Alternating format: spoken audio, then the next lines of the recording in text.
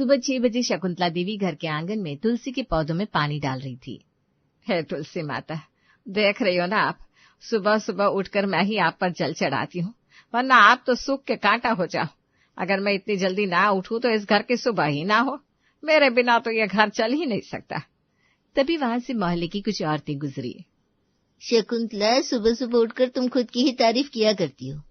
अरे घर तो परिवार के हर सदस्य की वजह से चलता है, सिर्फ अकेले की वजह से नहीं। अरे तुम लोग अभी कुछ जानती नहीं हो, मुझसे पहले कोई उठता ही नहीं है इस घर में। अब मैं जाऊंगी, सबको जगाऊंगी, तब जाकर हमारे घर की गाड़ी चलेगी। इस घर का पहला पहिया तो मैं ही हूँ। अरे तो आप अपने घर की सबसे बड़ी है, तो सबसे पहले उठना ही पड़ेगा। अगर आप नहीं उठेंगी तो कोई और तुलसी को जड़ चढ़ा देगा। हमेशा के लिए थोड़ी ना आप रहने वाली इस धरती पर। अरे जाओ जाओ, सुबह सुबह मैं तुम लोगों से कुछ कहना ही नहीं चाहती। अपना काम करो, मैं जा रही हूँ सबको जगाने। इतना बोलकर शकुंतला देवी जैसे ही घर के अंदर आई तो देखा उसकी बड़ी बहू रीमा किचन में खाना बना रही थी। अगर मैं सुबह सुबह उठकर सबके लिए खाना नाश्ता ना बनाऊं तो सबके सब भूखे रह जाएंगे। अमित और देवर जी को तो बिना नाश्ता किए ही ऑफिस जाना पड़ेगा हर रोज। देवरानी जी को तो कुछ करना आया नहीं। मेरी वजह से इस घर का संतुलन बना हुआ है। पीछे से उसकी सास आ गई और बोली, तुम इस घर की बड़ी बहू हो और खाना बनाने की जिम्मेदारी तुम्ही ने ली थी, तो खाना तो बनाना ही पड़ेगा ना। ये घर तुम्हारी वजह से नहीं, मेरी वजह से चलता है। आज थोड़ा जल्दी क्या उठ गई, अपने आप को शेरनी समझने लगी बहू। हाँ सासू माँ, आप सबसे बड़ी हैं तो आपकी वैल्यू सबसे बड़ी ही रहेगी। लेकिन आप ही बताइए, मैं सुबह जल्दी उठकर सबके लिए खाना और नाश्ता ना बनाऊं तो सब लोग भूखे रह जाएंगे या नहीं? हाँ बहू, तुम्हारी बात तो सही है, लेकिन ये घर मेरी वजह से चलता है, वरना इस घर की गाड़ी लड़खड़ा जाएगी। तभी वहां पर शकुंतला का बड़ा बेटा अमित आ गया तैयार होकर। अरे रीमा, सुबह सुबह तुम माँ से बहस क्यों करने लगती हो? भला माँ से बढ़कर कोई हो सकता है क्या दुनिया में? अरे वो तो मैं भी मानती हूँ, माँ से बड़ा कोई नहीं है। हम लोग तो बस जनरली बात कर रहे थे कि अगर मैं सुबह जल्दी उठकर सबके लिए नाश्ता ना बनाऊं तो सब भूखे रह जाएंगे। इसमें क्या गलत काम है ना? इतने में वहां छोटी बहू नेहा चिंटू को तैयार करके बाहर ले आई। चाची, अभी तक मेरी टाई नहीं बंधी, जल्दी से मेरी टाई बांध दो। हाँ चिंटू, टाई ही तो रह गई है, बाकी तो मैंने तैयार कर दिया ना। तुम्हारे बैग में सारी किताबें और कॉपियां भी रख दी है। थोड़ी देर में नेहा ने चिंटू की टाई बांध दी। चलो, तुम्हारी टाई तो बन गई, अब जल्दी से तुम्हारे बाल बना देती हूँ। अब नेहा चिंटू के बाल बनाने लगी। उसकी सास, जेठानी और जेठ अमित सब उसे ही देख रहे थे। देख रही हो रीमा, नेहा हमारे बच्चे को हर रोज सुबह तैयार करती है। इस घर में सबकी बराबर की वैल्यू है। इस घर के 8 पहिए बराबर है, तब जाकर परिवार की गाड़ी चल रही है। अरे तो क्या इतना काम भी नहीं करेगी नेहा? अगर मैं चिंटू को तैयार करने बैठ गई तो खाना कौन बनाएगा? दीदी, अगर चिंटू को आप तैयार करने लगेंगी तो खाना मैं बना लूंगी, लेकिन चिंटू को तैयार करना सबसे मुश्किल वाला काम है। बड़े नखरे करता है। ये ले चिंटू, अब तू पूरी तरह से तैयार हो चुका है। चलो मैं नाश्ता लगा देती हूँ, नाश्ता तैयार है। चिंटू, सबको बुला लो। चिंटू तुरंत नाश्ते के टेबल पर उछलकर बैठ गया। दादाजी, बुआ जी, चाचू, सब लोग आ जाओ, नाश्ता तैयार है। थोड़ी देर बाद सब लोग बैठकर नाश्ता करने लगे। क्या बात है भाभी, सुबह सुबह आपके हाथ का नाश्ता मिल जाता है तो हमारा दिन बहुत अच्छा जाता है। सुना सासू माँ, मेरी वजह से सबका दिन अच्छा जाता है। अपने मुंह से अपनी ही तारीफ नहीं करनी चाहिए दीदी। बिल्कुल सही कहा छोटी ने। मैं सुबह सबसे पहले उठती हूँ, सुबह मेरी वजह से होती है इस घर में। फिर भी मैं कभी अपनी तारीफ नहीं करती, क्योंकि मुझे इस घर को बैलेंस करना आता है, ये मेरी ड्यूटी है। चलो चिंटू, जल्दी जल्दी नाश्ता करो, मैं तुम्हें स्कूल छोड़ दूंगा, वरना लेट हो जाओगे। ठीक है पापा। नाश्ता करके अमित, सुमित और चिंटू निकल गए। तभी शकुंतला देवी के पति हरिशंकर जी बोले, शकुंतला, बिजली का बिल भरने की आज आखिरी डेट है। जल्दी से मुझे पैसे दे दो, मैं भर के आता हूँ। हाँ, अभी देती हूँ। देखा बहू तुम दोनों ने, ये तो मेरे बिना बिजली का बिल भी नहीं भर सकते। मैं ना रहूं तो पता नहीं क्या होगा इस घर का। इतना बोलकर शकुंतला देवी वहां से चली गई। पूजा, सुबह से सब लोग बोल रहे हैं, तुम कुछ भी नहीं बोल रही, ऐसा क्यों? भाभी, मैं आप लोगों की तरह बोलने में नहीं, करने में विश्वास रखती हूँ। मैं जा रही हूँ, घर की साफ सफाई और कुछ सजावट करने, बहुत गंदा हो गया है घर। पूजा वहां से चली गई। तभी शकुंतला देवी पैसे लेकर आई और अपने पति को देते हुए बोली, ये लीजिए पैसे और ये रहा बिल, आज जमा कर ही देना। आज आखिरी डेट है। कुछ याद तो रहता नहीं आपको?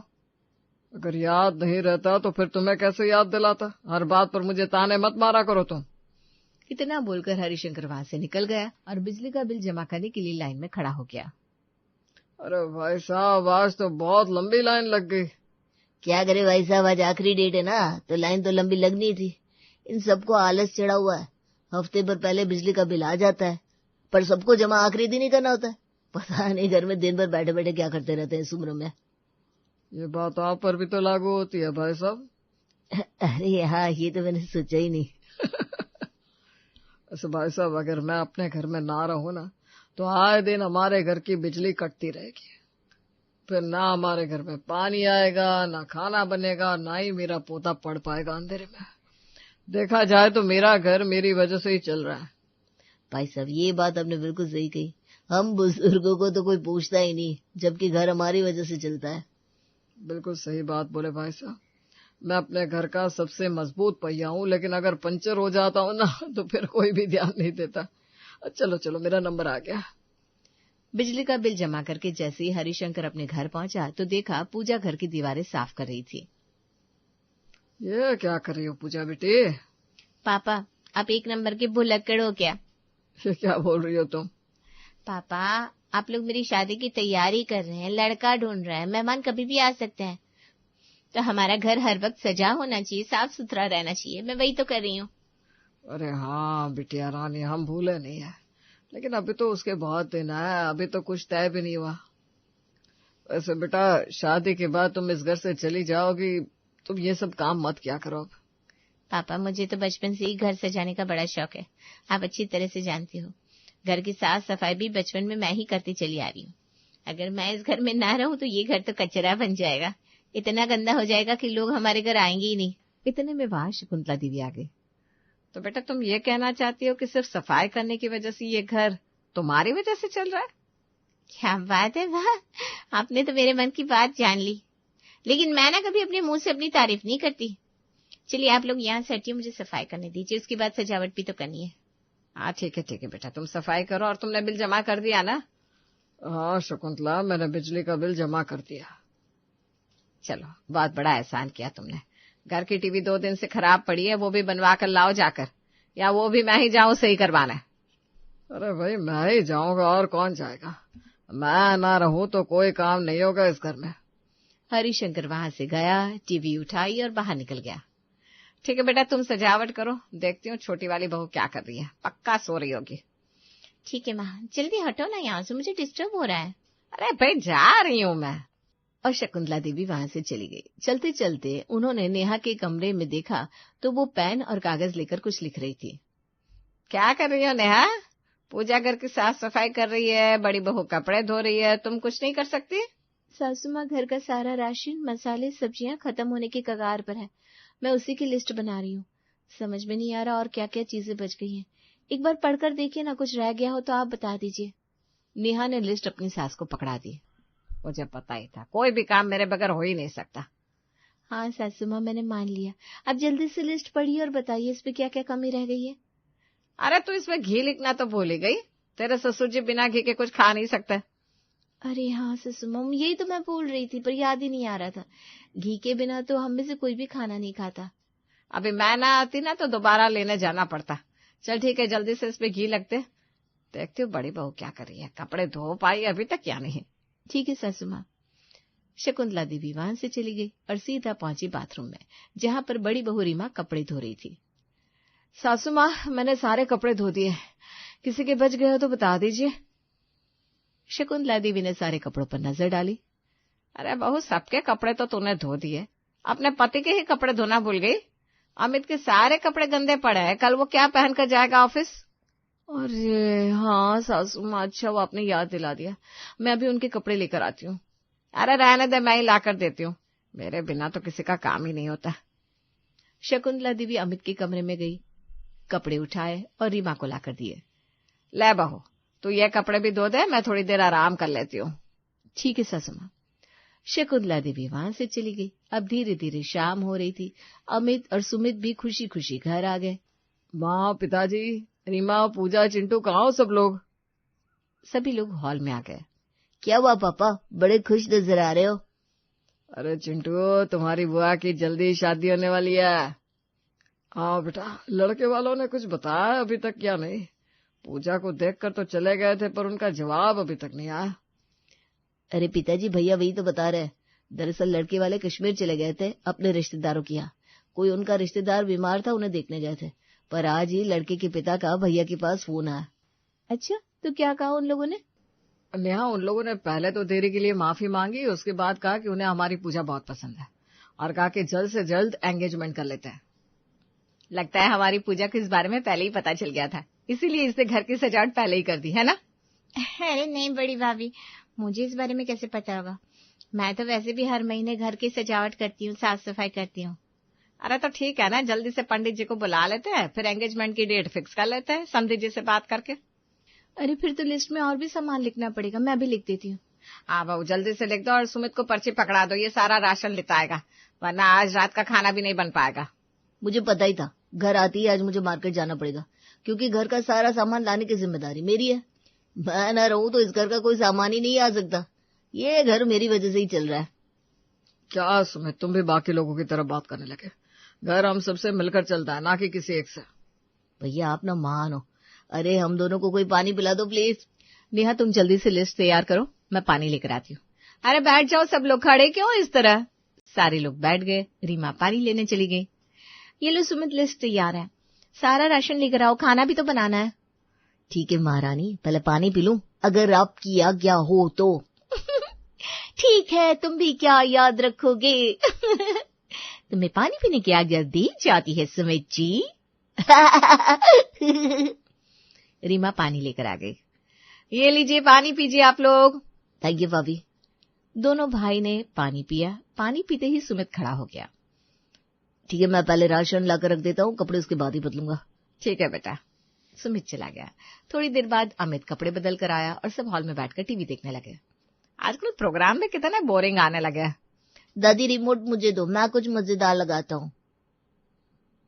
चिंटू ने चैनल चेंज करके कोई कार्टून चैनल लगा दिया। क्या बात है चिंटू, ये चैनल तो मैं कब से ढूंढ रही थी। इनके कार्टून वीडियोस मुझे बहुत अच्छे लगते हैं। बिल्कुल सही कहा शकुंतला, मैं इतना बड़ा हो गया हूँ फिर भी इन लोगों के कार्टून मैं जरूर देखना पसंद करता हूँ। मुझे तो कार्टून देखे बिना नींद ही नहीं आती। अगर मैं इस घर में ना रहूं तो किसी का मनोरंजन ही नहीं हो पाएगा। सबके सब टेंशन में ही रहेंगे हमेशा। इस घर का मनोरंजन सिर्फ मेरी वजह से चल रहा है। ये लो, बस चिंटू की कमी थी, उसने भी ये बात कह दी। चलो चिंटू, तुम्हारी बात हम मान लेते हैं, ये घर सिर्फ तुम्हारी वजह से चल रहा है। थैंक यू बुआ। सब बैठकर कार्टून देखने लगे। थोड़ी देर बाद सुमित सारा राशन लेकर आ गया। अच्छा, वो आज उस किराने की दुकान पर भीड़ नहीं थी, सारा सामान जल्दी मिल गया। चलो नेहा, मेरे खाना बनाने में मदद कर दो। ठीक है दीदी। इस तरह सब कुछ ठीक चल रहा था। 2 दिन बाद रविवार था। हरिशंकर ने पंडित जी को बुला लिया। बच्चों, मैंने समधी जी से बात की थी, उन्होंने कहा हम जो भी डेट फिक्स कर लेंगे उसमें वो भी रेडी है, बस डेट इसी महीने की होनी चाहिए।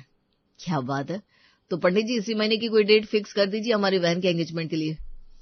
बच्चों, इस महीने की 24 तारीख बिल्कुल सही रहेगी। बहुत अच्छा मुहूर्त है उस दिन का। टाइम आप लोग कोई भी डिसाइड कर लेना, सब अच्छा टाइम है उस दिन का। ठीक है पंडित जी, टाइम मैं आपको मैसेज कर दूंगा। आप काफी दूर रहते हैं तो जरा ध्यान रखना। अरे बिल्कुल भाई साहब। ठीक है पंडित जी, तो हमारी बेटी की एंगेजमेंट 24 तारीख को है। ठीक है शकुंतला जी, आप लोगों को मेरी तरफ से पहले से ही मुबारकबाद। बहुत बहुत धन्यवाद पंडित जी। क्या बात है पूजा, बड़ी खुश नजर आ रही हो। अब तो तुम्हारी एंगेजमेंट फिक्स होगी। भाभी आप बिना जब देखो तो मुझे चिढ़ाती रहती हो। उस दिन के बाद पूजा की एंगेजमेंट की तैयारियां शुरू हो गई। एक रात खाना खाने के बाद सब लोग हॉल में एक साथ बैठे थे। देखो, किसको बुलाना है किसको नहीं, वो सब कुछ मैं डिसाइड करूंगी।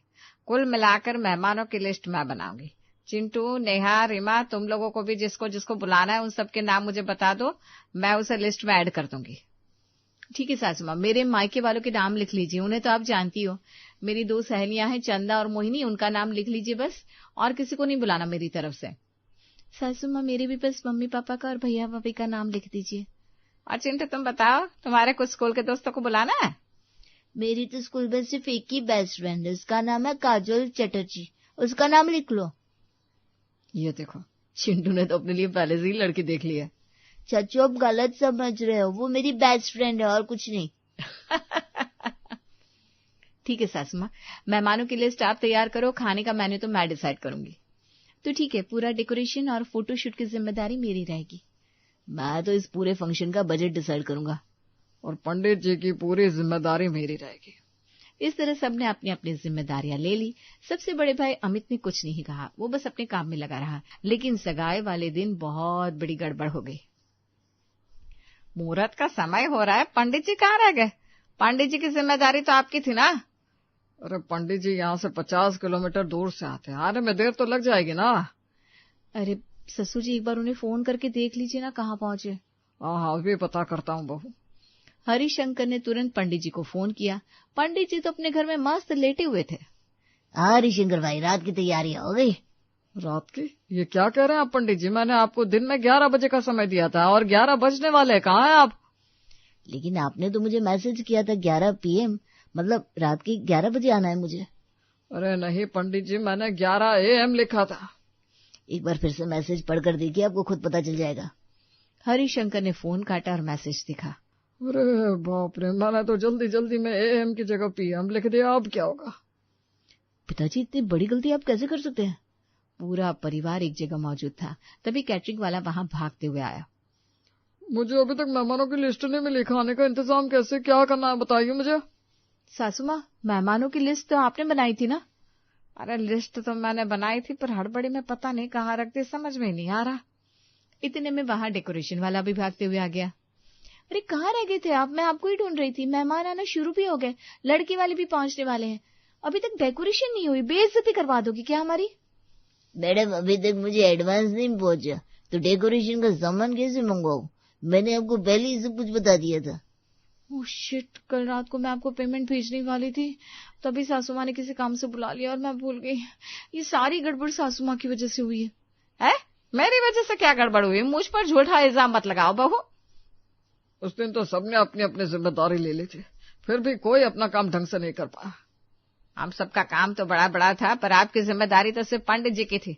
उन्हें भी गलत टाइम बता दिया आपने। वो अब इतनी जल्दी कैसे आ पाएंगे? मुझे तो बड़ी घबराहट हो रही है। पूजा बेटी, तुम चिंता मत करो, तुम कमरे में जाकर आराम करो, हम सब कुछ कर लेंगे। अरे कैसे हो जाएगा माँ? अभी तक ना डेकोरेशन हुई है, ना खाने का कोई इंतजाम हुआ है, ना पंडित जी का कोई इंतजाम। लड़के वाले आते होंगे, वो क्या सोचेंगे हमारे बारे में? हमारी इंसल्ट हो जाएगी। अमित बस मुस्कुरा रहा था। अरे आप लोग परेशान होना बंद कर दीजिए, सब कुछ 15 मिनट के अंदर मैं ठीक कर देता हूँ। अमित ने अपना फोन निकाला और किसी को फोन किया। हेलो नरेश, मैं तुम्हें एक एड्रेस भेज रहा हूँ, तुरंत अपनी कार उठाओ और पंडित जी को लेकर मेरे घर आ जाओ। अमित ने फोन कट किया और फोन में कुछ करने लगा। उसके बाद, डेकोरेशन वाले भैया, जिस पेमेंट पर आपसे बात हुई थी, मैंने उससे ज्यादा ही पेमेंट आपको ट्रांसफर कर दिया। आधे घंटे के अंदर ज्यादा आदमी बुलवाकर डेकोरेशन कंप्लीट कीजिए। क्या बात है भैया, आपने ज्यादा पेमेंट कर दी। अब तो ज्यादा लड़के लगाकर मैं आधे घंटे के अंदर ऐसे सजावट करूंगा कि लड़के वाले देखते रह जाएंगे। Thank you so much. और कैटरिंग वाले भैया, मैंने आपके व्हाट्सएप पर मेहमानों की लिस्ट ट्रांसफर कर दी है, पेमेंट भी कर दिया। जितना जल्दी हो सके खाने का इंतजाम कीजिए। सुनिए, अब खाना बनाने की कोई जरूरत नहीं है, किसी अच्छे होटल से सारा खाना आधे घंटे के अंदर मंगवा लीजिए। हाँ भाई, इतनी जल्दी इतने सारे लोगों का खाना तो नहीं बन पाएगा, तो यही करना पड़ेगा। अब फिक्र मत कीजिए, मैं 15 मिनट के अंदर सारा खाना लेकर आता हूँ। कैटरिंग वाला और डेकोरेशन वाला तुरंत वहां से चला गया। माँ, पिताजी, अब घबराने वाली कोई बात नहीं है। आप लोग मेहमानों के साथ बैठकर सिर्फ बातें कीजिए, आधे घंटे के अंदर सब कुछ हो जाएगा। अब आप लोगों को समझ में आया घर का पहिया असल में किसकी वजह से चल रहा था? जिसने कभी अपनी तारीफ ही नहीं की। इस तरह 1 घंटे के अंदर सारी डेकोरेशन भी हो गई, सारा खाना भी आ गया, पंडित जी भी आ गए और लड़के वाले भी आ गए। खुशी खुशी पूजा की एंगेजमेंट हुई। फिर रात में सभी घर वालों ने अमित की खूब तारीफ की।